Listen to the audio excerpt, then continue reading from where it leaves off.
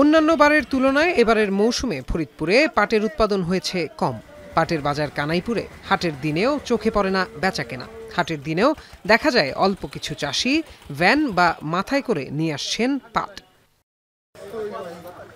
খরার কারণে এবছর পাট গাছ বড় ও মোটা হতে পারেনি, যে কারণে পাটের আঁশ কম হওয়ায় ফলন অনেকটাই কমেছে। বেড়েছে চাষের উপকরণ, বীজ, সার, তেল, ওষুধ আর শ্রমিকের মজুরি খরচ।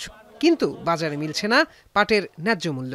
কৃষকের অভিযোগ, বিভিন্ন বাজার ও আড়তে ভালো মানের এক মণ পাট ২৮০০ থেকে ৩২০০ টাকায় বিক্রি হচ্ছে, যাতে লাভ তো দূরের কথা, মুখ দেখতে হচ্ছে লোকসানের।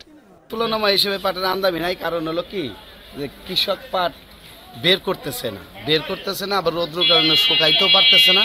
আমাদের এলাকায় পানিরও সংকট হয়েছে। কানাইপুর, ফরিদপুর, নগরকান্দা, সালদা এই এলাকায় আমদানিটা এবার অন্যান্য বছর তুলনায় উৎপাদন কম, আমদানিটাও কম, খরচ হয়েছে। সেই তুলনায় বাজারে তার দাম অত্যন্ত কম। ক্রেতারা বলছেন, ভরা মৌসুমে বাজারে পাটের পরিমাণ অনেক কম। হাটের দিন যেখানে একজন ব্যবসায়ী ৫ থেকে ৭ ট্রাক পাট ক্রয় করত, সেখানে এখন ২ থেকে ৩ ট্রাক পাট পাওয়াই মুশকিল হচ্ছে।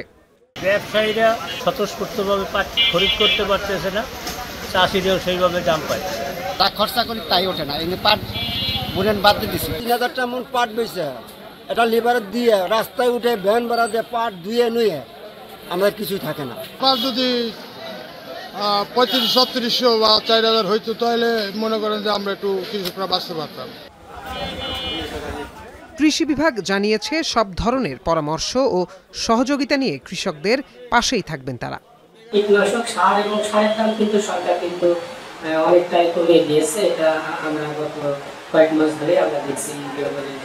তবে তবে শ্রমের মূল্যটা অনেকটা বেশি, কারণ মানুষ এখন কৃষিকাজের চেয়ে অন্যান্য পেশাকেই বেশি করে, স্বাচ্ছন্দ্য বোধ করে। তারপরেও আমরা এবার যেটা বাজার মূল্য আশা করি যে একেবারেই কম নয়, কৃষক এখান থেকে লাভবানই হয়।